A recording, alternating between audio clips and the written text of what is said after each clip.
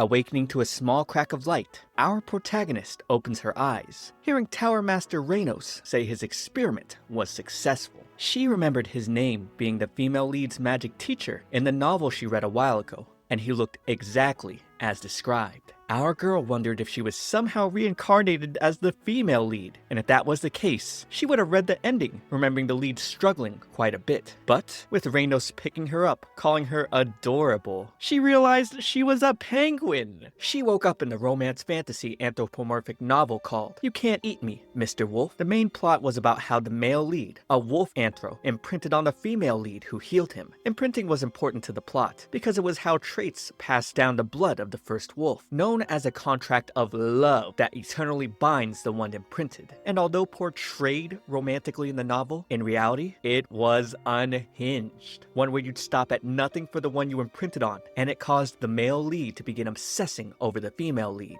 That was a novel she read in her past life before she died. However, she only read up to the middle. She now found herself sweating, with Reynos naming her Adelia, since she was an Adelie penguin. She couldn't believe this. She wasn't reborn as the female lead, or any of the side characters. Not under a mom or dad either, but through a magic lab experiment. Despite her grief, she'd soon acclimate to the penguin lifestyle, thanks to her loving father. He raised her with love and care for the past 4 years. Food, clothes, and a penguin-only pool. Adelia was showered with familial love that she never received even in her past life. But if she could become human again, she would. In a setting where animals could be anthropomorphs if they wished desperately enough, she believed it was possible and wished every night. Soon though, she'd realized there was something she overlooked because pure humans were disregarded as lower beings in this world. Reynos was ostracized by the anthropomorphs when he was young and had a severe dislike of them. Since he was the first person to ever love Adelia, she didn't want to be hated by him. One day, she was greeted by the Killer Whale Anthro of House Whale, Souradel, a character who was supposed to just be an extra in the novel that didn't even get a description, somehow had a handsomeness that was blinding. And here, their house ruled the continent. Interestingly enough, he was a penguin lover, and Adelia was the first not to be scared of him. The father and daughter thought at first that maybe Sora was referring to food, since killer whales ate penguins. But no, he'd never eaten any before. He wanted to be friends with her instead. Poking at her though, she started to throw a fit. He would then try to poke at her beak as well, causing her to bite him, although she didn't mean to bite him as hard as she did. This didn't deter him away though. He quickly healed himself, and giving a deranged look, he told her he was liking her more and more. Souradel would continue to meet Adelia every day, ignoring her wary gaze to lovingly tease her, wanting to call her Leah. She wondered if he ever got tired. She was showing her dislike of him whenever possible, but he just never seemed to care. It was also strange that he could use magic, considering in the novel, only pure humans could do that. However, her father mentioned House Whale was the only anthro house that could use the purely human ability of magic. She wondered if the novel had gotten twisted, or if Sora perhaps appeared in the latter part she didn't read.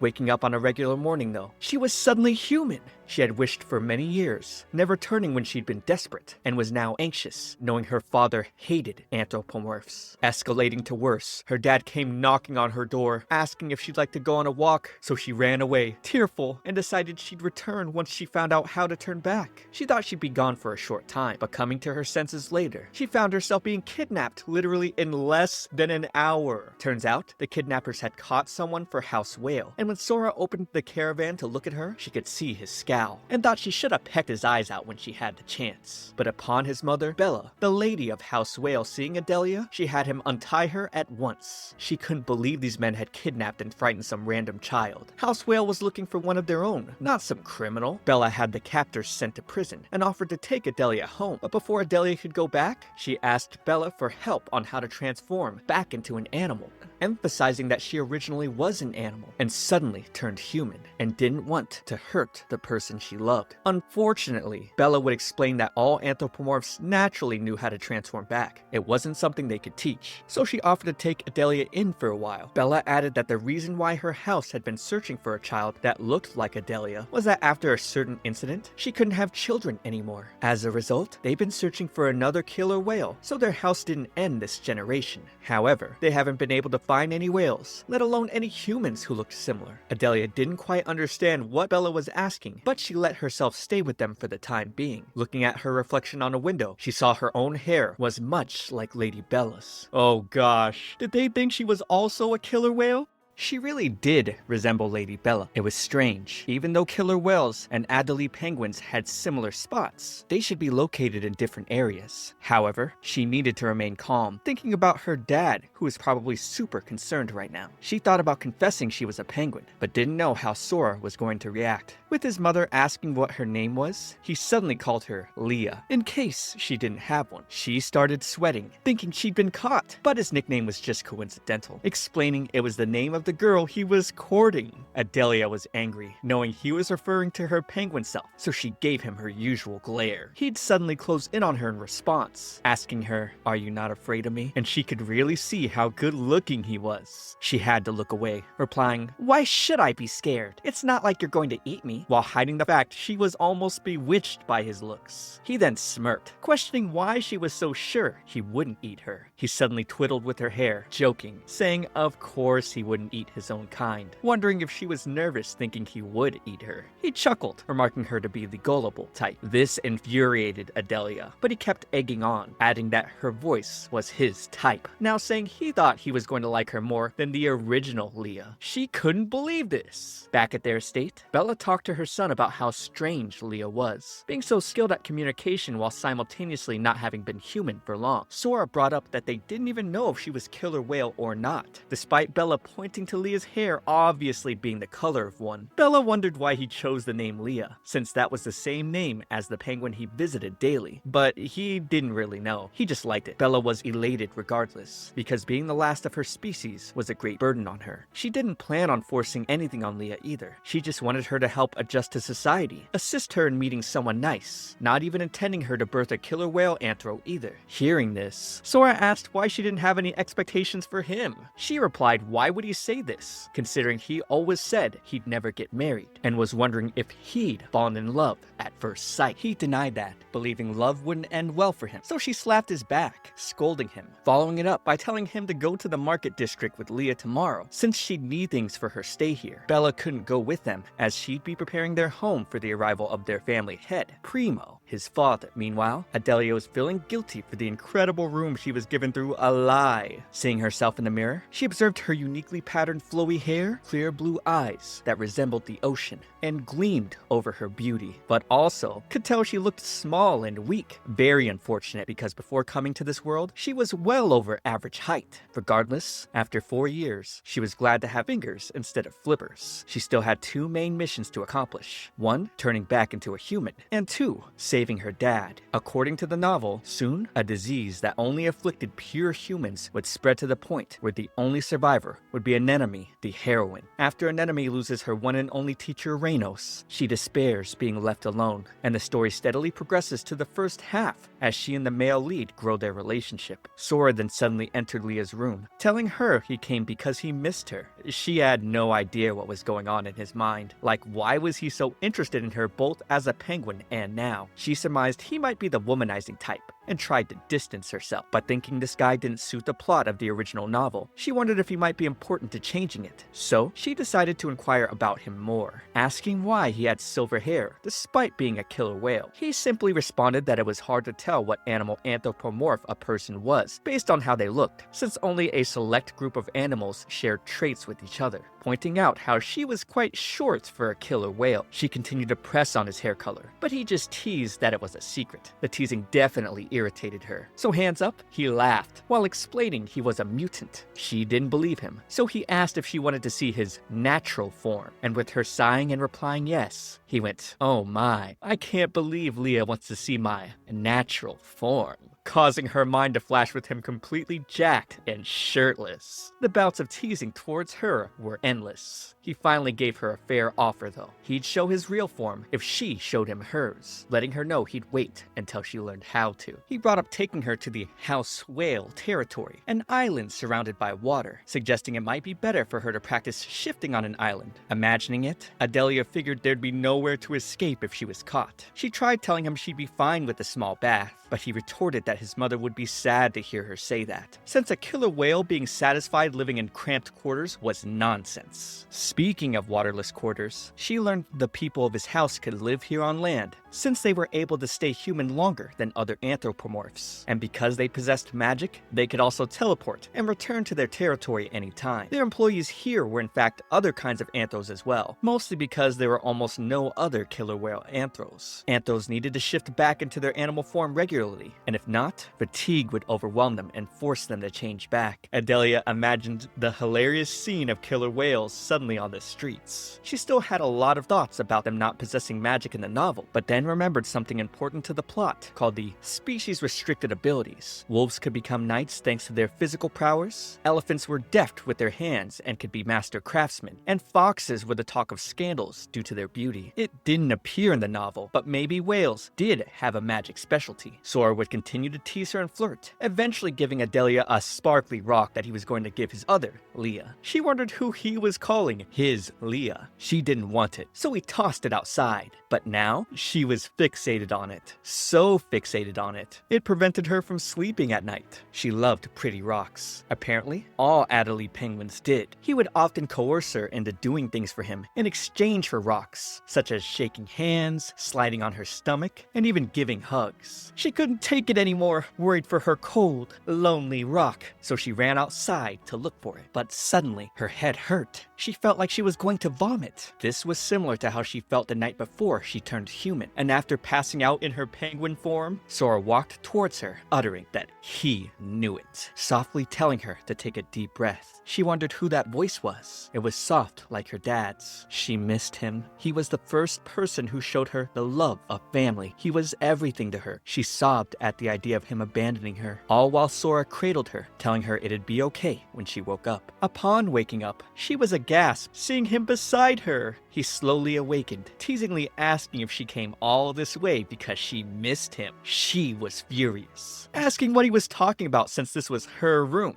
However, it was not her room, so he continued to poke, telling her he was grateful she came to see him, but that also she was moving too fast. With her denying that claim, he then asked why she was in his bed. She actually couldn't remember, so he posed the idea of anthros who were new to shifting sometimes had fevers returning to their animal forms and having hallucinations. This was enough to remove her suspicion that he saw her penguin form, but allowed him to continue poking that he was happy she came to see him subconsciously. He then turned more serious, apologizing to her for not being more mindful, thinking she endured that pain all alone last night. He let her know if she was ever in pain again to come find him. She tried to deny his request at first, worried she might transform into a penguin in front of him, but eventually he got her to promise, teasing her with her baggie of emergency funds she took when she ran away. After handing it back to her, he decided to offer some fun before breakfast, telling her they'd teleport, since he had business at the training grounds. And man, was she so excited to go. He took her hand and teleported her to the training grounds. But upon their arrival, the soldier employees were terrified of Souradel. She wondered just how badly he roasted them. He had no clue what she was talking about, and told her to point out even one person who looked terrified.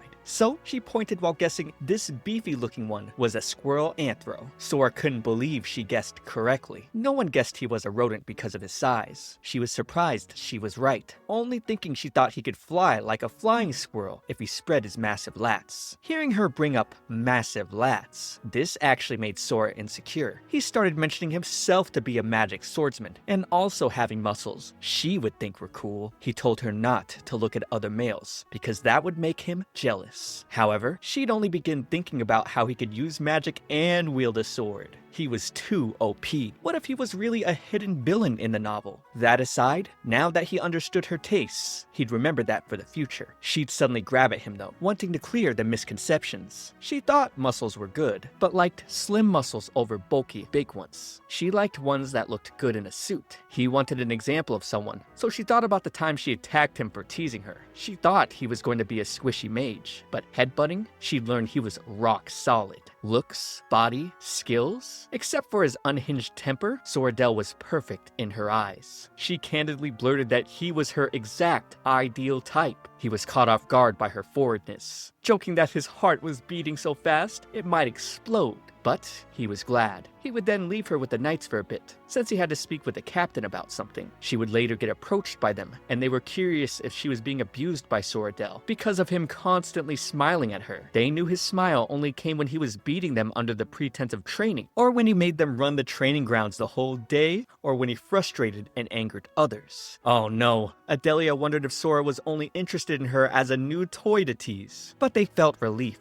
hearing he wasn't abusing her. It was the first time they'd seen their lord express his pleasure so explicitly, and now wondered if he fell for her at first sight. She thought, no way. His interests weren't romantic, and he was pretty much the same as when she was a penguin. Just amusement for him, not love. The knights brought up Sora's nickname, Smile Healer. If a knight did something wrong, he'd repeatedly beat and heal them, while he never lost his smile in the process. This was a horrifying reveal for her. With him coming back, the knights shrank back. He wondered what was going on, so she told him the knights said he was an expert with the sword. She wanted to tease them a bit, since penguins had the anthro trait of mischievousness. The knights were scared, not wanting them to actually get harmed. She deflected the conversation and made Sora forget. So he brought up that he chatted with the captain to choose knights to guard her, since House Whale had a duty to protect Killer Whale Anthros because they were on the verge of extinction. Of course, she felt guilty knowing she was actually a penguin, and they were giving her so much luxury treatment that she was already used to in her life as a penguin. She was surprised he knew her tastes so well. She began to think about how she could get him off her case, and pointed out the pretty knight she wanted as her guard. Angus was a black cow anthro, who looked exactly as the maids had described to Adelia. She wanted him, hearing black cows were gullible and kind, so much that even kindergartners could trick them. He probably wouldn't even suspect her if she turned a penguin in front of him. With her getting close to Angus though, Sora's expression would grow dark.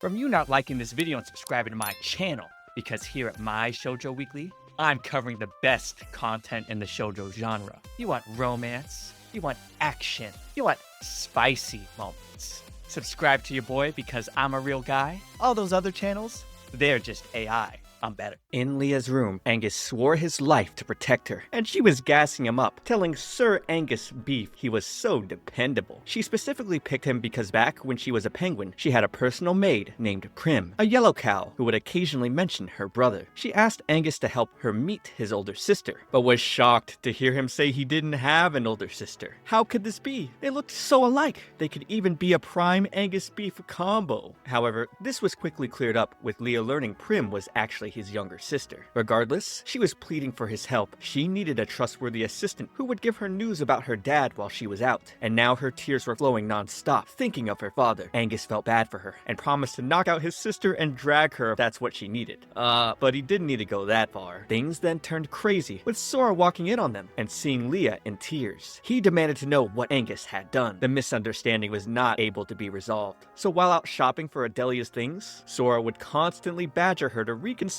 having Angus as her personal guard. He didn't like the idea of another man coming onto her after she had just turned human, comparing it to being as immoral as a debauched man trying to have a one-night stand with a young maiden who's just come of age. He was here originally to buy her whatever she wanted, but feared that treating her would only make her more sheltered and unaware of how the world works. Hearing he was going to pay for everything, she quickly changed her tune, telling him he was right, and that anyone who tried to do something with someone as naive as herself was trash. Wow, this was all the buttering that it took for him to cheerfully say she could buy as much as she wanted, and she had no problem asking for everything in the store. She needed to preserve her emergency funds she took from her house for a rainy day. Walking the streets later, Leah would overhear some pure humans she'd seen at the Magic Tower before. Turns out, they were holding a flyer, searching for her, since she was Reynos' only family. She was so surprised. They spoke on theories of her being kidnapped by some house that hated humans, or that the crazy punk from House Whale kidnapped her. But another spoke saying, nah, it was more likely she turned human and ran away with the money. Bullseye. They nailed it exactly. A carriage then came their way, and Theodore, the tall, handsome successor of House Wolf, one of the most powerful families and male lead, stepped out. Here for Souradel, he was cold and apathetic. But after imprinting on the female lead, Anemone, he completely changes after falling into starstruck love. She was surprised that he and Sora knew each other. After a little bit of banter that led to Leah scowling at Theo. He asked if Sora was attending the hunting tournament next week. Once every 5 years, the higher noble houses hosted a hunting tournament. That's where the novel opened, and was the day when Anemone first met Theo. Theodore was discovered by Anemone after having been attacked by another house. She hated anthropomorphism, but couldn't turn a blind eye, and used her specialized healing magic to treat him, and like that, he fell in love with her at first sight, and imprinted on her. Leah suddenly gasped, realizing Anemone must be busy looking for her right now, since she was her father's prized pupil. They got along well when she was a penguin too. She was now worried Theodore might die if Anemone didn't go to the hunting tournament, being too busy looking for her. She suddenly asked Theo if he was the type to fall in love quickly, and Theo expectantly responded, asking if all killer whales were out of their mind like her and Souradel. The only reason she was asking though was because she was probably going to have to save him instead of Anemone, and didn't want him imprinting on her. Her life was already chaotic enough because of Sora. At the same time, she'd also feel guilty if he died with Anemone busy looking for her. Putting the eccentrics aside, Theo simply said he was going to win the tournament because he needed the winning prize. Sora wasn't going to back down though. He was interested in this year's prize too. Sora then mentioned imprinting and how House Wolf would willingly die for their imprinted, causing Theo to crash out, shouting he wouldn't let imprinting control his life. Leo couldn't believe this, since from what she knew, he was the most controlled by imprinting in this verse. After he left, Sora explained the prize was a half elixir, a legendary potion that could heal any sickness and most injuries on contact. Since it was based on magic, it couldn't do anything magic couldn't do. It was also hard to manufacture and not for sale, and specially donated as the prize for this tournament. He was actually the one who made it. Truthfully, he was actually too busy to participate in the tournament this time, and had said what he said earlier to Theo just to get a rise out of him. What he was most interested in seeing was other anthros fighting to obtain the elixir. He brought up that along with most anthros looking down on pure humans, they also discriminated against those from House Whale because of their weakness of having to stay near the ocean, which was far away from the capital. Most of the bad talk disappeared after House Whale's magical abilities became known, since most of the continent runs on magic. Leah now realized why her dad cooperated with House Whale, and was probably empathetic, having also been ostracized all the same. To protect peace, you have to be stronger than those who don't want peace. I don't want House Whale to be discriminated against, ever again. Leah never knew Sora harbored these wounds because of his teasing demeanor. She held out her fist for a bump, telling him it was gonna be okay, since House Whale had him, making him earnestly blush. With that half elixir, she might be able to save Theodore with it. She wondered how she could get her hands on it. She was surprised. Just by expressing interest, he would present the elixir to her right away. In fact, it wasn't even really difficult for him to make. He just told other people that so it increased rarity. He didn't mind giving it to her either. He wouldn't think of it as a waste, even if she just used it on a paper cut. But as payment for it, he wanted her to call him by nickname. A sweet deal for her. She grabbed the elixir, calling him So. He really enjoyed her calling him so much that he admitted to liking human Leah more than penguin Leah. She couldn't believe this. She wondered if it was because he assumed her as Killer Whale. She then told him not to bring up the other Leah in front of her, and now he was catching on that she was getting jealous of penguin Leah right now. At dinner time, the two arrived to meet the head of House Whale. Leah had heard he was a bearded blue whale and assumed he must have an amazing beard, and thought about how beards have always been a symbol of strength and influence in history. But seeing just how similar he looked to So, she was definitely let down. This was comparable for her to having fish-shaped pastries with nothing inside of them. As she sat down, Primo continued to stare at Leah to the point of discomfort. He had to apologize. It had been a long time since he'd seen another Killer Whale Anthro, and it had been 30 years since Bella became the last survivor. Whale Anthros were all united as one under House Whale, because there weren't many of them. Other Anthros were divided into multiple houses. Like in House Wolf, there were Grey Wolves and a Northern Wolf family, each of different species. Bella explained they weren't always so few in number. Before the incident, they had enough to form a village. She stabbed her food, calling it something unforgivable. It was because of the sharks. But anyhow, she planned to tell Leah about them another time, warning her to be careful around them. Primo assured her she'd be safe once she learned magic, causing Leah to nervously laugh, saying, "Sure."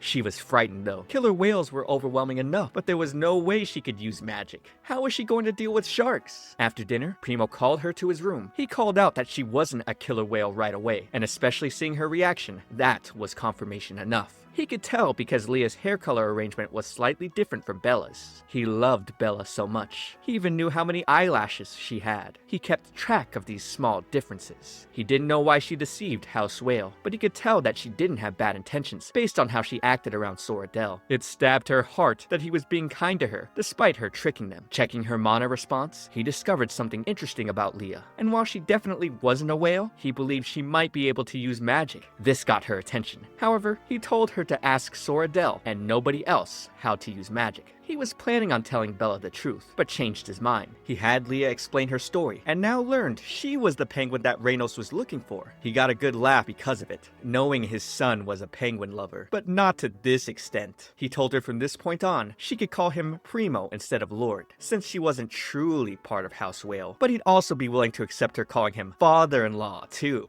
Sweating, she drew the line, but at least she wouldn't be getting kicked out anytime soon. What she didn't know is that Primo had just learned she was filled with unique mana like Souradel. His mana was difficult for normal people to handle, but she was brimming with it, almost like she had no limits. On top of the fact, she didn't seem to feel any fear towards him. Usually, fear was caused by the gap in strength between predator and prey, but she was the first Anthro to be so calm in front of Sora. Even Primo and Bella took some time getting used to him. He wondered if it was because they had the same mana, or if she just didn't know fear, like other Adelie penguins. Leah was excited to learn from So that she could likely learn to use magic. This must be the transmigrator buff she had read about in many other novels. It was always her dream to wave around a cool magic wand since she was young, so he gave her access to the library anytime, where there were a lot of basic magic books there. He couldn't tend to her for the time being, unfortunately, since Reynos had requested him to help look for Leah the penguin. He then gave her a magic ring, one that could summon him using magic at any time, as long as she used the magic word. And when he told her what the word was, of course, it'd be something that totally annoyed her. The ring only worked once, so he told her to be careful and use it only when she really needed it. He first presented saying, "I fell in love with you at first sight. Will you allow me to court you?" She of course refused, because he was playing around, pretending like they had met at a party. So next, he tried, "Guildmaster,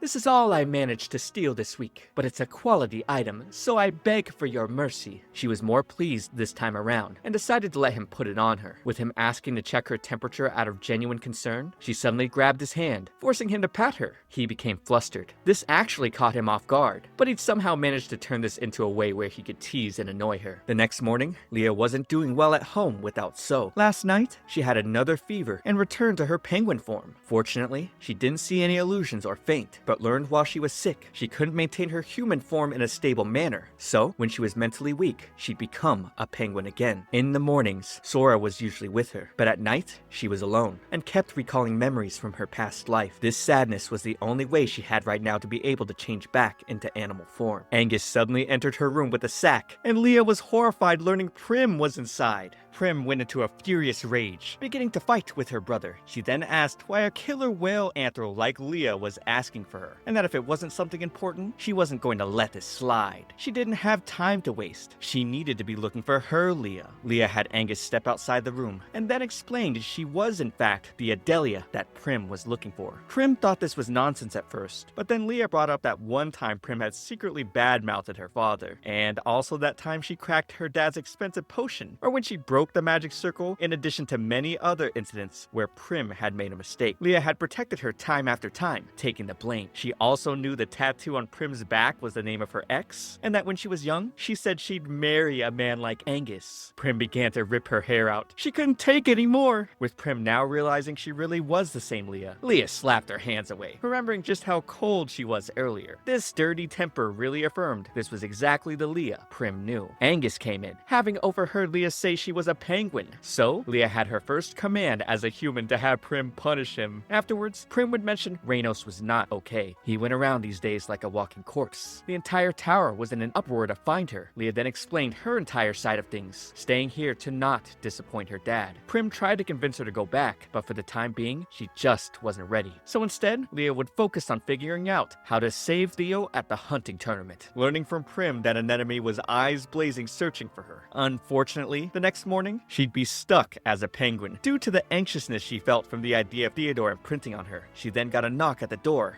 Sora wanted to see her face before leaving for the day. He entered, so she hid under the bed, and after he left, thinking she'd gone on a morning stroll, she felt a sigh of relief. Little did she know he was joyful, not thinking he'd get to see such a precious sight today. He enchanted her with magic to ease her nerves, but decided to keep this photo for his personal enjoyment. Leah arrived at the hunting tournament, along with Angus and Primo and Bella, who were preparing to compete. Leah wanted to go check out the water nearby, and Bella gave her a flare just in case things got dangerous. In the novel, Theo shot a flare after he was attacked. Out in the forest, Prim appeared, bringing the disguise Leah requested, along with potions that modified her voice and eye color for up to 15 minutes. Leah knew that imprinting required physical touch, so she'd prevent any touching with her outfit, changing her voice and color of her eyes as a safeguard. If he imprinted on her regardless just because she saved him, that means he would have fallen in love with anyone, not just Anemone. Leah wouldn't accept that as love, but instead, a nicely presented curse. Whatever though, not her business. And thus, they trekked towards the mountains, where the tournament was ongoing. With the beastly boar coming to attack, Angus stood his ground as his duty. Leah told him she'd run away while he protected her. However, this was just a ploy to get him out of the way of her plan. She had coursed a baby pig to call her auntie here to attack the cowardly-looking knight. The two girls stumbled on Theodore, knocked out in a bloody mess. There was still one danger, not the one you would expect, like remaining assassins or leftover wild beasts, but instead, him opening his eyes at the exact moment while she concurrently tripped over a teeny rock. This was the power of cliché. She poured the half elixir on him, healing Theodore immediately, but then he'd suddenly grab at her. She still wasn't done though. She needed him to drink it so he could be cured of the poison. He would respond by telling her to get lost, causing her to think about how he had shamed her earlier and how she had to beg for the elixir just to save him. She forced him to drink it, but could now see his strange reaction with him clutching her and now asking for her name. She was losing to cliché. Seeing him grab at Leah, Prim knocked him out immediately using her best weapon that she beat her ex with, an umbrella. Learning that Theo's earlier reaction was imprinting, Prim thought it was so romantic, considering Leah was his savior. Leah was still wondering how Theo could have imprinted on her, since there was no physical contact. Of course, all the info she knew about it, she got from Prim, who had learned it from one of her exes that used to work for House Wolf. Supposedly, a moon-shaped mark appears under the collarbone of a wolf who imprinted, and they were relieved, seeing no mark on Theo's neck. Prim did think it was a bit of a shame though. She wanted to see a love triangle up close. She imagined Sora as the young, beautiful, handsome madman for penguins who wanted to give Leah the world, while Theo could have been the wolf Anthro who imprinted on his savior, telling her she could control his leash.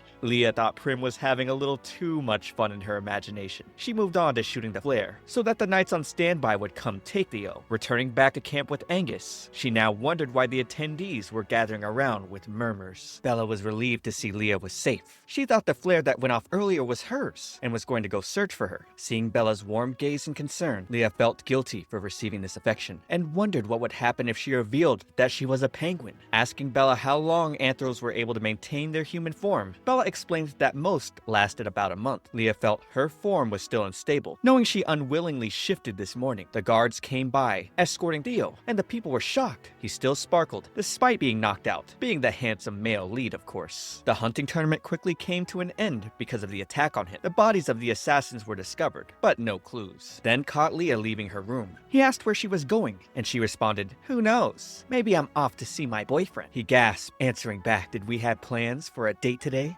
Surprising Angus, since he was so gullible. But Sora would add further to the joke, showing they had matching rings, and she was horrified knowing that was part of the reason he gave it to her. He was here to get a boost from her, since he was a little Leah deficient from not seeing her lately. He had Angus exit the room, and having her sit down, he told her he'd been wanting to braid her hair for a while, and by the time he was done, her hair was so pretty. It made him glad, and she'd surprise him by asking him to do it again tomorrow. This was strange for her. She felt when Souradel looked at her, his affections wouldn't change, but she dismissed this thought as ridiculous. She believed he'd change once he knew she was not a killer whale, but she thanked him wanting Sora to smile at this moment. A few days later, she decided to confess to Prim the fact that she transmigrated, and the fact that she read everything about this world from a book. Prim was filled to the brim with questions, like, was Leah cute in her past life? And were she and her brother safe till the end? And also, if she knew any winning lottery numbers. She easily believed, based on how smart and bold Leah was for a penguin. Leah then brought up how she was going to the whale territory after being invited by Bella. She was determined to learn Sora's true identity there. Confirming that the plot has progressed as it did in the novel, she needed more info on how to tackle the disease that wiped all pure humans. She didn't know exactly if this would lead to anything, but thought Sora's handsome face was suspicious. He was more than handsome enough to be a main supporting character. Super capable too, and strong in battle. Prim then brought up something suspicious. Anthropomorphs who were at the top of the food chain feared him, but Leah seemed completely unaffected. Leah just couldn't see it, calling him a perverted stalker. But of course, she was fearless even as a penguin. With Prim promising to do what she could to help find a cure for the humans, she stood up, mentioning there was someone who might be able to help.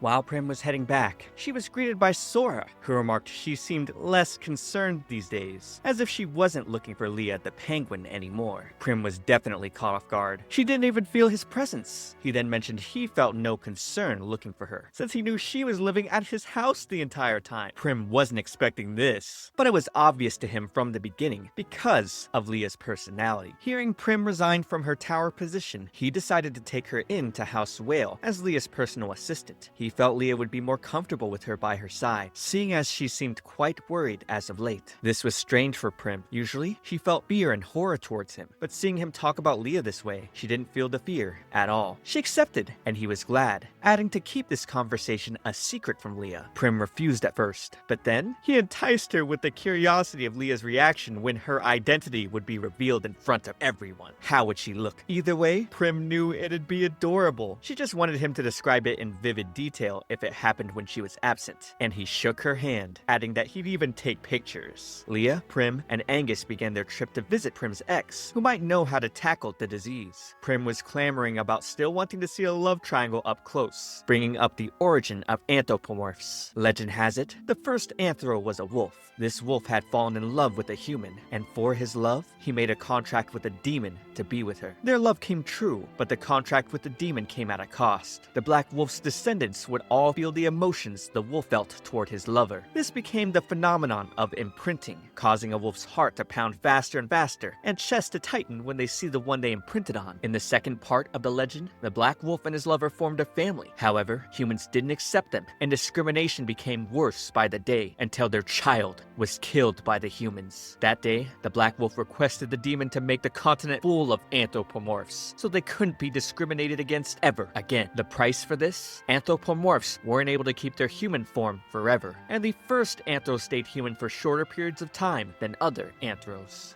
Entering the tavern, Prim commanded the host to take them to Jack. Making their way, a blade suddenly came flying Leah's way, and Angus clashed to protect her. The host would disarm him by mentioning they were with Prim, and Prim was not happy her master had almost gotten attacked. Regardless, Leah was excited to finally see Guildmaster Jack. Surely he'd be intimidating with a large physique, but she'd be disappointed. Like the other few times in this story, the expectations were different than reality. He was telling them not to come in, trying to figure out what kind of outfit he would wear to see Prim again. His exterior was fine, but he was definitely pathetic. He was dramatic, since before, he had been searching for Leah the penguin in hope to make amends with Prim. The two were even engaged at some point, but they'd quickly get to the point, not wanting to hear him whine. Per guild consultation regulations, Leah was to meet with Jack one-on-one for her request. They entered a room enchanted with soundproofing magic, so they could discuss without worries. But instead of what Leah came here for, he'd ask her to help him start courting Prim again. Leah was flabbergasted.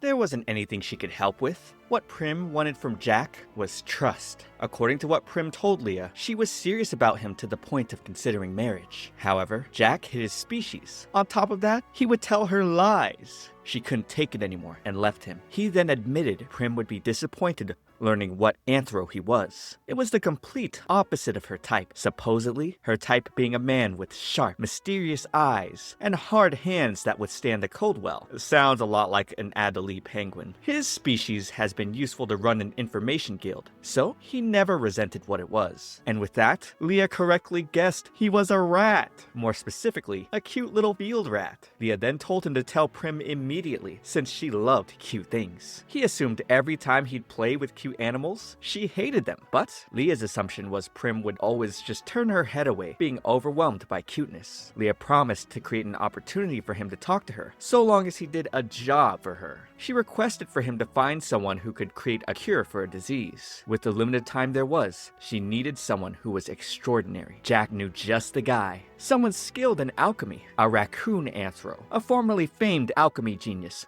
who suddenly dropped everything and disappeared. This man happened to be at the whale territory. Leah wondered why a raccoon would go to an island in the middle of the sea. Either way, Jack would hand her the coordinates of where the raccoon was last seen. Afterwards, coming out of the room, Leah asked Prim to listen to what Jack had to say this one time. He then transformed to his field rat form, and Leah explained he hid his identity because he was scared Prim would leave him. Prim turned around, telling him, "Fine, I'll give you a chance. If you still like me, seduce me." Jack was celebrating while Prim was trying to hold back her cuteness overload. A few days later, the night before House Eagle's ball, Leah was struggling to undo her knotted hair. She decided to get up from her bed to find her official braider, Sora, and learned he was going to go visit House Wolf to cast healing magic on Theo. Calling him so, she suddenly told him to take responsibility. He was suddenly taken aback. Walking down the stairs towards him, she tripped and fell into his arms. And gently catching her, he'd tell her, "Careful, Leah." Thinking back to when she was a penguin, she had a lot of body fat and didn't feel pain when she fell. Falling was a natural occurrence for her. She asked him to let her go now, but he teased her, apologizing because his hands wouldn't move. So she threatened to bite him if he didn't let her go. But of course, he was quick to ask her to bite his cheek. He never lost the game of teasing. While undoing her braids, he suggested assigning a maid who could undo them for her from now on. Her eyes widened, hearing he was offering Prim, using the excuse that she was Angus's sister and someone he knew at the magic tower. When, of course, we all know why he's suggesting it. She totally bought his reasoning, saying it was a good idea,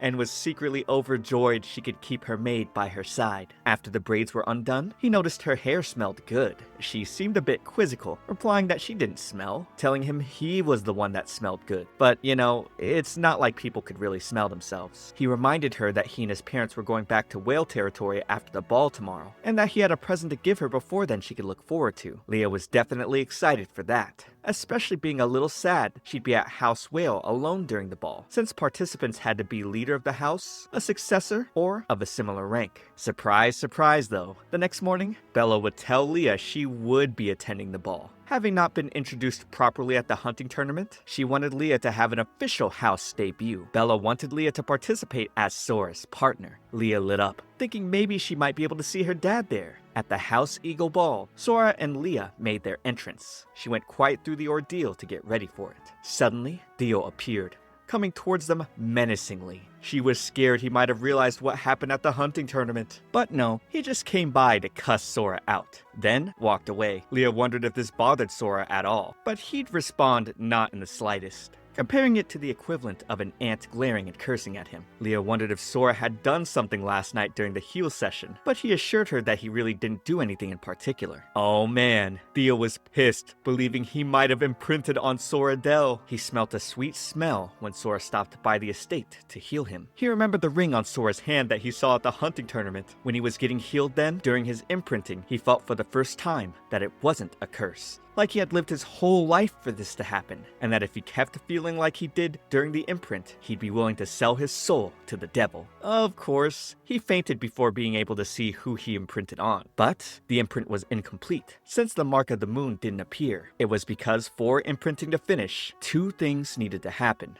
eye contact and physical touch. He did make eye contact, but no physical. Thus, it was only half finished. As a result, he suffered from a severe fever since the day of the hunting tournament, and as successor of House Wolf, he couldn't show others he was weak after getting attacked, but until the imprinting was complete, he'd never be free from this fever. He went to his mother to tell her to stop searching for the one he imprinted on, but she was worried, since if it didn't finish, his life could be in danger. He was panting and breathless, responding he'd find another way. However, she decided she would search for who it is behind his back to protect him. Meanwhile, Bella was showing Leah off to prestigious ladies of powerful houses, making Leah nervous, obviously still living a lie pretending to be a killer whale. With the ladies hearing Bella had no intention of forcing her son to be with Leah, they were fired up to introduce her to their sons, since House Whale was the most powerful right now. Bella would cut them off for the moment though, telling them since Leah was still unfamiliar with changing forms, they were going to restrict her from meeting with Anthros from other houses for now. The reason why? Changing forms was directly related to an Anthro's life. When an Anthro died, their corpse remained as is. That meant if they died while in animal form, there was no telling who was who. As a result, crimes targeting animal form Anthros became common, and sometimes they were hunted.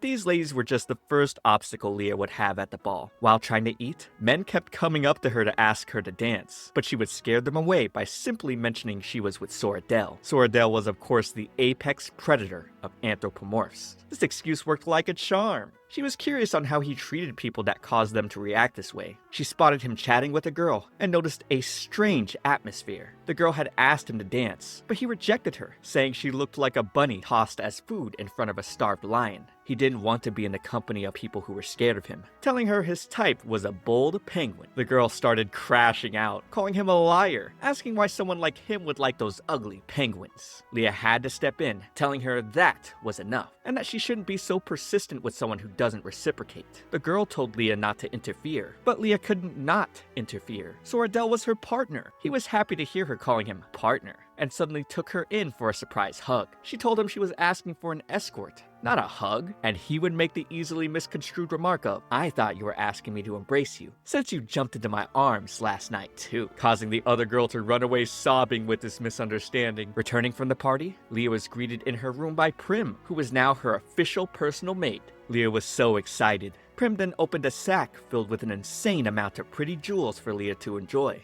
but also as a way to help Leah learn how to transform into a penguin at will. Prim had a hard time describing how to transform back and forth between forms, comparing it to trying to teach someone how to breathe.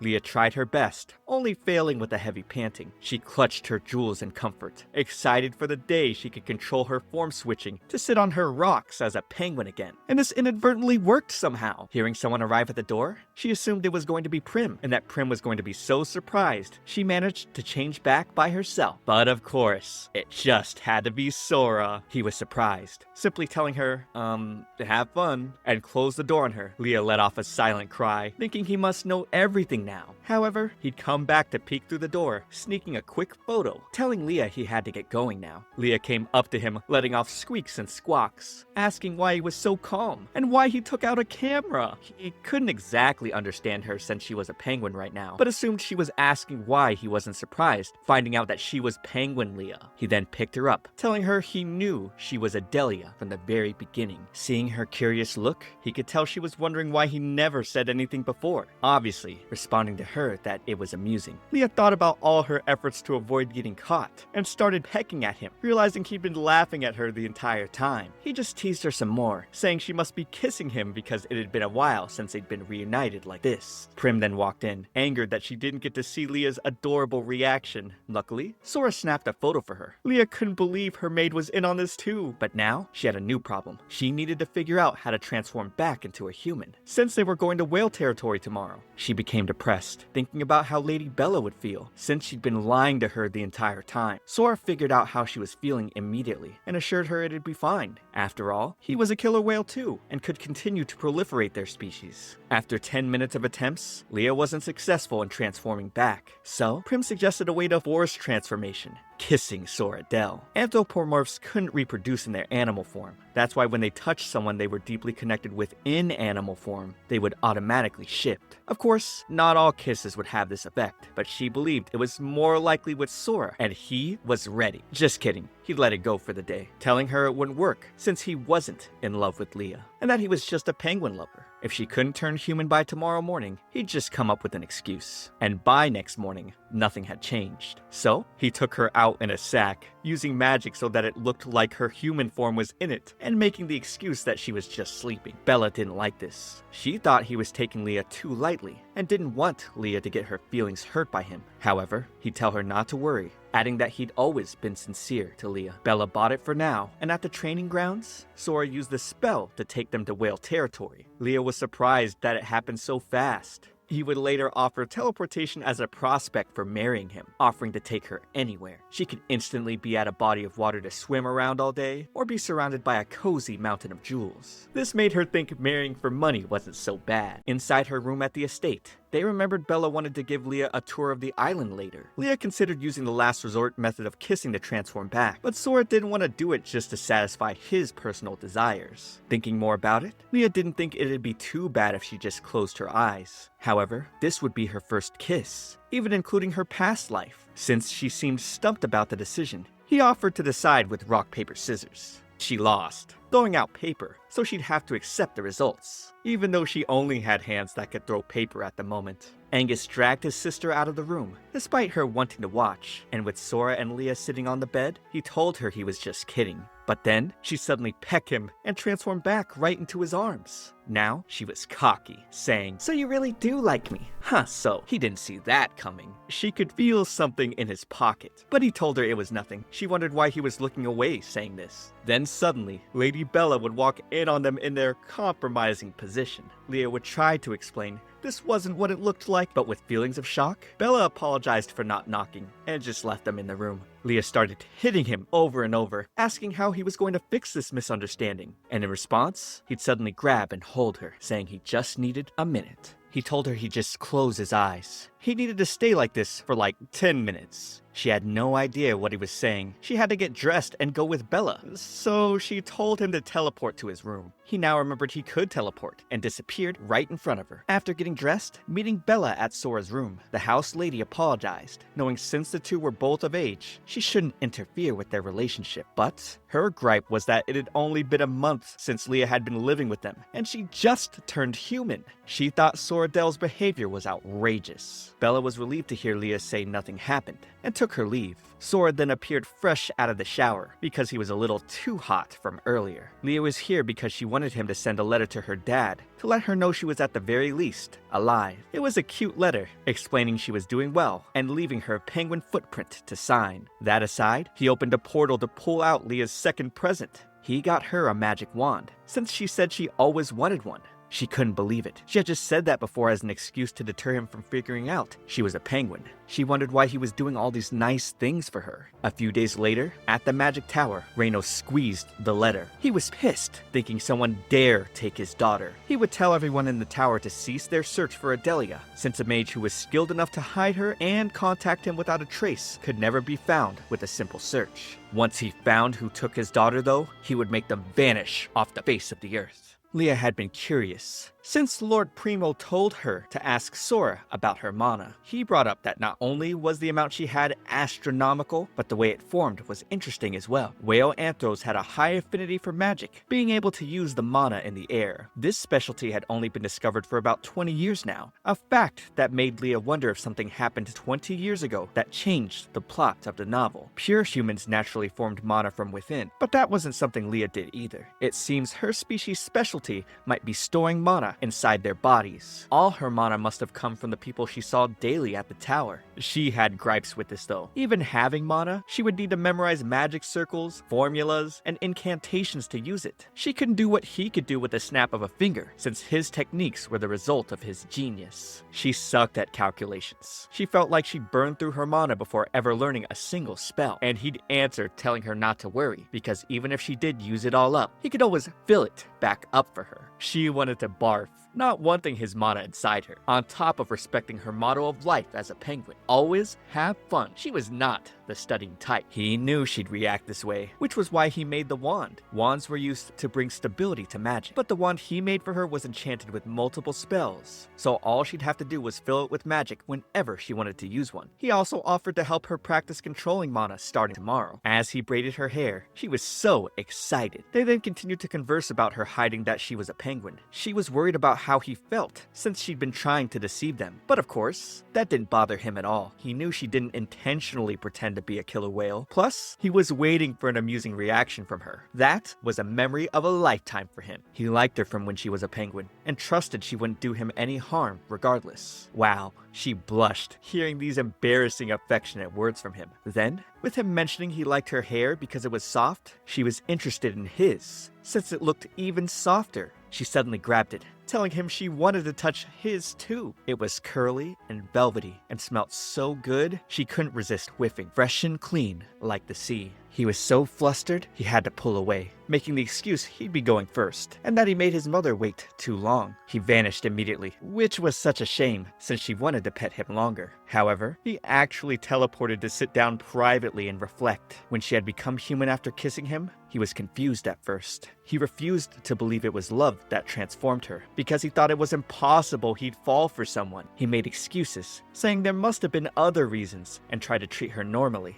But just now, when she touched his hair, he thought his heart would explode. He accepted he must really like her. Speaking one-on-one with his mother, she immediately told him to stop approaching Leah if he wasn't serious. But she wasn't expecting him to tell her he genuinely liked Leah. He plainly told his mother it wasn't a joke or a temporary fling, saying it was obvious, since she was in fact the Adelie penguin who lived in the tower with Reynos. Bella was further shocked with this revelation, but she also knew what the Adelie penguin from the magic tower meant to her son. He was feared by all anthros and even pure humans. However, that penguin treated him without any fear. He'd been lonely his entire life, and Adelia's existence probably felt like salvation to him. She asked him if Leah became his reason for living, and he slyly responded, yes. She was relieved, expressing how worried she was that he might be all by himself again after she and Primo passed away. She didn't even care that Leah wasn't actually a killer whale. This was happier news for her. Sora was her son, and nothing was more important to her than family. Also, if Leah felt the same for him, they could extend the killer whale lineage. She wanted her son to do his best to seduce her. She was going to take her leave to see her daughter-in-law-to-be, but Sora stopped his mother, telling her not to mention she knew Leah's secret because Leah wanted to reveal her identity on her own. He didn't want Leah to get hurt in the slightest. After the two took care of Primo's leftover paperwork, Bella gave her son a note from him. Turns out, she wouldn't be seeing Leah today, because the note told Sora of a fun date spot to take her to. He entered her room, beaming with smiles, telling her he liked her, and wanted to know if she felt the same. She wondered what was going on, responding, well, I don't dislike you. So, he brought up the date.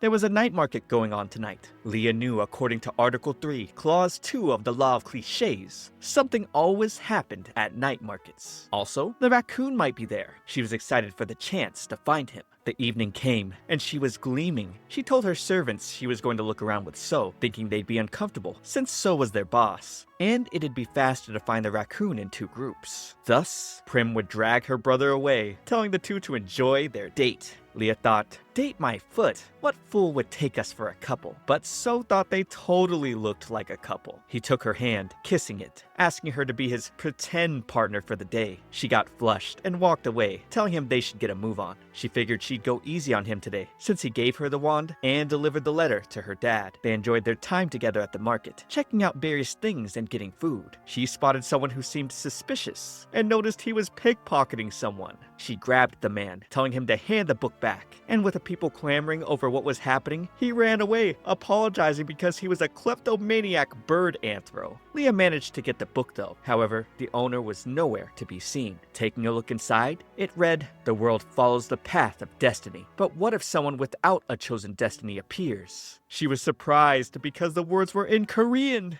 She wondered about the message and why it was in Korean, but felt she had to find the owner. They were later brought to a prison cell, as the knights had found the owner of the notebook had the same appearance as the suspicious person roaming around the castle the last several days. Leah asked to speak with the man privately, questioning if he had written the Korean letters. He was surprised to hear she could read them, and told her he'd tell her who wrote them if she taught him the language. Leah agreed. So, Nigita explained, among his ancestors, there was someone who was called a saintess. He interpreted her journal, which has become a historic ancient document, and discovered something shocking. She was a prophet and knew the future. These letters were the last part of the journal he copied down, but he wasn't able to interpret them. He knew this to be true because everything else he could read had happened up till now. She even prophesied he'd recover the journal and read it. He was also here because of the prophecy. The only thing that hadn't happened yet was the extinction of humans and magic. In the prophecies, it was written only pure humans could use it. it. However, House Whale somehow had the ability. He believed the wheels of destiny had changed, and was snooping around House Whale to learn why fate was different. His passion was exploring the unknown. He found that about as charming as alchemy, and hearing him mention the word alchemy, she knew Nagita was in fact the raccoon Anthro she'd been looking for. Recalling the writings had questioned what would happen if one without a chosen destiny appeared, Leah now assumed that would be her, because she was a transmigrator. Perhaps she had a way to save the humans from extinction, more importantly, her dad. The next day, to help Leah practice with shifting, Sora suddenly teleported her out into the ocean.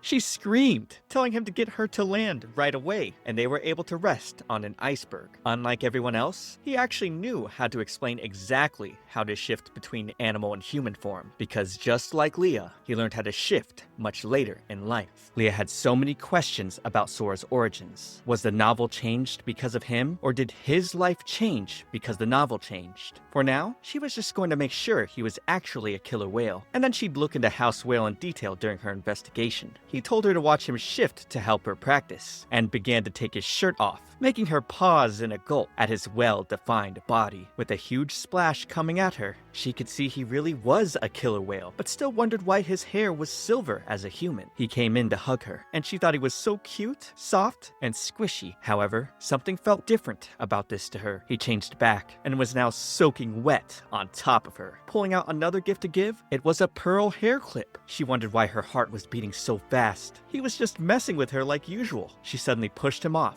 telling him to get dressed. She then tried to follow his example, but the shifting didn't work whatsoever for her. He told her not to be too disappointed, assuring her it'd probably work out next time. She could try out her magic wand for now instead. He brought it out for her and told her to hold out her hand to slowly feel the mana. She got an idea on how to use it from a single touch, and brandishing her staff, she was able to make an ice ball. However, it'd quickly grow out of her control, and she'd accidentally shoot a huge wave of ice. Sora was surprised to see her magic ability was stronger than he anticipated. She'd definitely have to practice more. On another day, she'd go out with Angus to practice magic again. Souradel couldn't help teach her, since he was busy today. A man quickly brushed beside her, and she'd overhear some men who were angry that some pickpockets stole from them. Now she realized her pouch had been taken from her. Angus caught him, and the pickpocket looked at Leah with scorn. She couldn't believe this. He was the thief. If he didn't hand back the pouch soon, she was gonna blast him. So he started whining, asking why she'd have to go that far, since money was pennies to killer whales. No one here would even give him a job, since his kind couldn't enter the territory as they pleased. This was a secret he didn't mean to let out. Angus stood vanguard, telling Leah they should head back, because this man was a threat to killer whales. He was a shark anthro. The man shouted his life was ruined because of killer whales, explaining all currently existing shark anthros were orphans, all because that damned woman from House Whale murdered all the sharks, except for Mama and the young ones. Was he referring to Lady Bella? All shark anthros have been raised by Mama since they were parentless. But Mama didn't treat them like children. Instead, she saw them as methods for earning money and as tools for revenge. He didn't know why he was telling them this, and didn't know how long he had left. Leah asked why he didn't just leave the territory, but for him, that was easier said than done. On land, the people looked down on him, calling him a fish anthro, and here, he was banned for just being a shark. Leah had no idea there was so much bad blood between whales and sharks. She didn't want House Whale to fall into danger since she received so much from them already, but this man seemed scared and hesitant. She considered examining the shark anthros through him. Learning his name was Jerome, Leah made him her official lackey. She was going to let him go quietly for now, but expected him to return here tomorrow. At home, he was chastised by the other orphans for falling short of his quota again. They poked at him for not being able to fight or steal. He was basically useless. He was trembling, getting called in by the mother of all shark anthros, Mama. He didn't want to get kicked out, so he informed her of a new killer whale who had the same hair color as Bella. Hearing this, she told him there was no need to meet quota this week, giving him a blade. He'd instead be tasked with killing Leah. Mama wanted this new whale to die as a way to cause Bella grief. She wouldn't miss a single second of Bella's suffering. Returning back to the estate, Leah kept thinking about if Bella really slayed all those shark anthros. She decided to ask Bella directly during breakfast, and so she began. 30 years ago, shark anthros rushed into a killer whale village, carrying a dead shark anthro with an eaten liver, accusing a killer whale as a perpetrator. Only humans and killer whales could attack the sharks, which were at the top of the food chain. However, the culprit of this incident was a normal killer whale, not an anthro. And even though this truth was revealed, the shark anthros still blamed it on the killer whale anthros, wanting retribution. One day, amid all the tensions, a mysterious fire broke out in the killer whale village, and while the whales were putting out the fire, the sharks began to murder them. That day, all the killer whale anthros of the village died.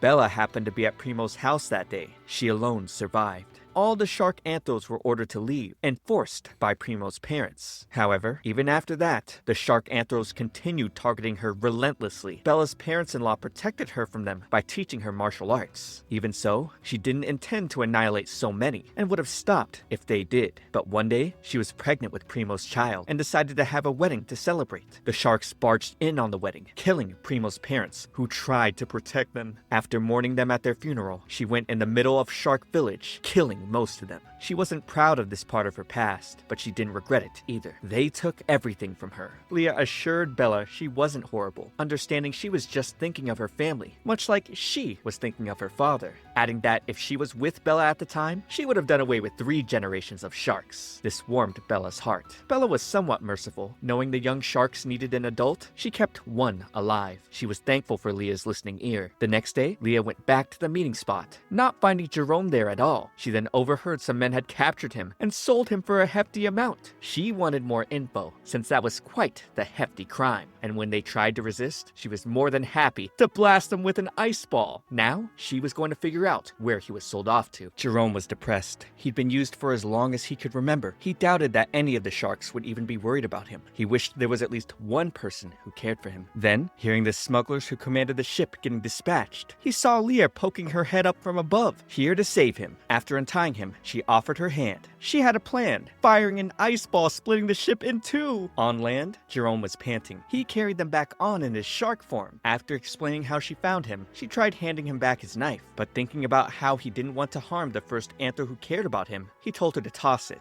and thanked her for rescuing him. Back at the estate, Leah turned back into penguin form, probably because she overdid it. She didn't want to be bothered with Sora's teasing today, so she squawked at him to get out. He'd instead lay beside her in bed, rubbing her head. After using her mana up, she felt like she was being recharged with Sora by her side. She'd later wake up in the middle of the night, thinking about how good-looking he really was. She wanted to touch his face, but now noticed she somehow changed back. He then woke up, noticing it too. She could see he was smiling so prettily again. She told him not to make that face anywhere else, and that he shouldn't seduce other people with it, since he wasn't going to date them anyway. Now that she thought about it, he seemed to express his feelings for her naturally all the time, like breathing. He usually got shy when she approached him first. She decided to tease him a bit, asking if he was going to sleep here, because she was in her natural state right now. He got so red, he had to turn away, making the excuse that it was getting late. But she wasn't done, hitting him with the "sleep well, dream of me." He was losing it outside the bedroom. She really turned the tables on him with this one. The next day, Bella told Leah they had to return back to the capital all of a sudden. Leah finally mustered up the courage, admitting she wasn't a killer whale anthro, and Bella calmly asked what kind she was then. Stuttering, Leah admitted she was a penguin, but simultaneously thought Bella's calmness was strange. Bella then grabbed Leah for a hug, telling her even if she wasn't a killer whale, she was still the Leah she loved. Leah opened up about everything, including how she left home knowing her father hated anthros. But Bella assured her parents who loved their children would love them no matter what. She knew Leah was still scared, and offered to hide her as a killer whale anthro for as long as she liked. Later, Leah went to the library in House Whale that Nagita mentioned to examine. She noticed an obviously suspicious-looking door, thinking that according to the law of cliches, there had to be something there. She went inside, finding a book filled with letters not of this continent's common language. Perhaps it was the ancient language Nagita mentioned. Sora appeared, asking how she got in here. Turns out, the entrance to this room wasn't visible to others, but she must have found it through his mana stored in her body. She presented the book to him, asking the contents since he could read it. It contained a story depicting a world ruled by pure humans. There were various species, like dragons, elves, dwarves, and all kinds of creatures, but no anthros. The plot was centered around a love story between a Grand Duke who lived in the cold north and a saintess. That sounded familiar to Leah. Wasn't this a popular reverse harem fantasy novel? She then found a book with a story written in Korean and asked if he could read it, but he couldn't. She could, however. It was a story about star-crossed lovers that were angel and demon that happened during a great war between the two races. Another romance novel. Sora was suspicious, asking how she could read it, bringing up the fact that she acted far too human-like for someone who was born an animal. He wondered if her soul was from another world. He started to break into laughter, saying he got it now. His magic didn't fail. It wasn't a coincidence. What he had desperately longed for finally happened. He told her he was fated to love her and apologized for not recognizing her sooner. This was all too cryptic for her. She wanted answers, asking what he was. He had too many secrets. So she just plainly asked if he was a transmigrator. It took him a second to understand what she was asking, but he explained that no, he was fully born and raised in this world. But she could see he at least understood other worlds existed and was hiding something. He apologized, wanting to tell her everything, but he was too scared to. He kissed her hand, uttering his greatest fear was her existence. She wondered how she, a mere penguin, scared the predator who was at the top of the food pyramid. And to this, he'd tell her he had a fear of losing her, scared that learning the truth about him would cause her to leave. He begged her to stop with the questions for today, telling her he loved her, but that she didn't love him. She let it go for the moment, and they returned to the capital. They came back so fast, she didn't have time to meet Jerome, so she wrote him a letter, telling him he was her first friend, and she was sad to part ways with him. She gave him a small gift, hoping it would help him achieve whatever dream he had, and that she'd invite him to the capital once she was settled in. Lord Primo, who knew she was a penguin from the beginning, was terribly reprimanded by Bella. However, Leah and Souradel weren't getting along great, since he was still hiding things from her. Prim suddenly burst into her room, telling her Theodore was at death's door. She learned from Jack that Theo was sickly because his imprinting failed, and that House Wolf had been secretly looking for the woman he imprinted on, but now they were announcing it officially. Leah suspected it had to do with what happened at the hunting tournament, and decided they should go check on him. Leah put on a maid disguise, and dyed her hair using magic potions. She wanted to check if Theo really imprinted on her. She would get in easily, since Prim's boyfriend planned everything for her. Climbing at the top of a tree, she could see Theo really looked pale. They said he'd get better if the person he imprinted on was nearby. So, if he did really partially imprint on her, he should look better now. He suddenly went from sleeping to eyes wide, staring at her. So she jumped down on the soft soil Jack prepared and began her bolt out. But Theo would follow and chase after her. She was going to get caught at this rate. She didn't want to use the ring, but had no choice, calling into it, "Babe, come here!" And thus, Sora suddenly appeared, brushing Theo's hand away before he could make physical contact. Sora could see the scrapes on Leah, so he got fierce, telling Theo to explain himself. Theo wondered why they were here, since this was the wolf estate, but Sora didn't care. All that mattered to him was that Leah was hurt. After Souradel took Leah away, Theo realized Leah was the girl who saved him back then. His heart beat furiously, and he wanted to embrace her. He didn't want to lose her like this, finally getting to see her again, and was relieved he didn't imprint on Souradel. Even if the two were lovers, that didn't matter to him. He was going to take her for himself. Back at the estate, with Bella wanting to get a nice meal with Leah, she would mishear her son in Leah's room, thinking he was taking advantage of her in a naughty way. She would stop herself from going in, thinking Leah could end up in another awkward mess like last time, and decided she'd deal with Sora later. Meanwhile, he was just treating her scrapes. After a bit of healing magic though, she was all better. He asked her why she was at the wolf estate, and she decided to be somewhat honest, explaining she had found Theo half dead on the day of the hunting competition, and saved him with the half elixir. Sora was definitely pissed now. The nerve of Theo for imprinting on the one who saved his life.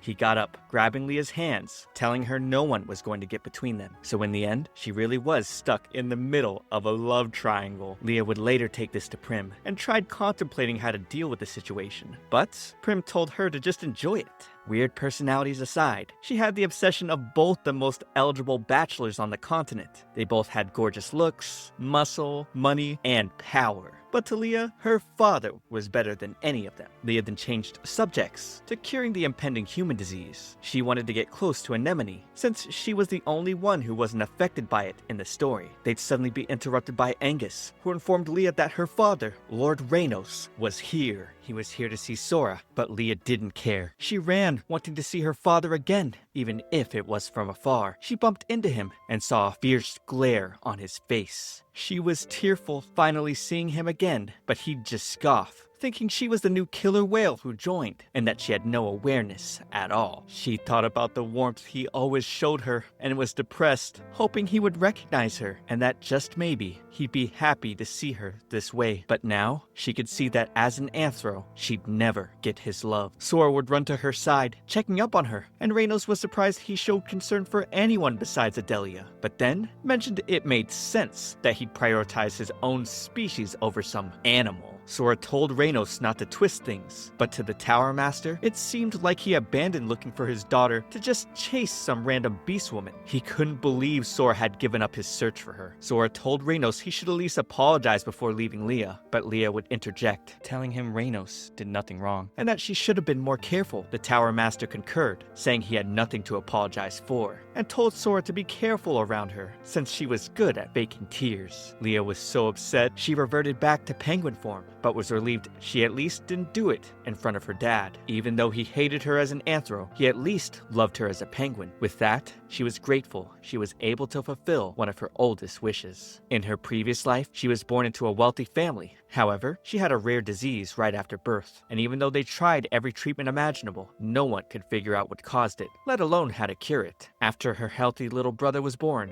she became the family's one and only stain. With nothing to do in the empty hospital room, she read novels all day. She tried her best to get her family to notice her during visits, but felt so unseen. Then, on her 20th birthday, she would pretend to sleep, overhearing them mention the doctors said she wouldn't make it to 10, yet she was already 20. They wished she'd just die already. That's when she realized she wasn't just unloved, her very existence was a sin. She wished just once that someone would love her. She died on her 20th birthday without a single happy birthday. And then she woke up as a little penguin, hearing her new father wishing her a happy birthday. She cursed not being born human, but that first hug, that first warmth and affection, it all made her so happy she never wanted to lose it. She'd then wake up in the middle of the night to Sora, checking if she had come back to her senses. What a sad backstory. Oh my gosh, I want her to reunite with her father already. Unfortunately, we have to stop here for now, since I've caught up to all the finished chapters. So far, the story is pretty cute and funny, and I enjoyed the relationship dynamic between Souradel and Adelia. She's not your typical heroine, she's more mischievous and cheeky, while Sora is also cheeky himself, always finding a way to piss her off, instead of being an aloof male lead like Theo. Speaking of Theo, I hate the concept of imprinting. The concept of someone who would fall for anyone imprinting, but also in real life, frankly disgusts me.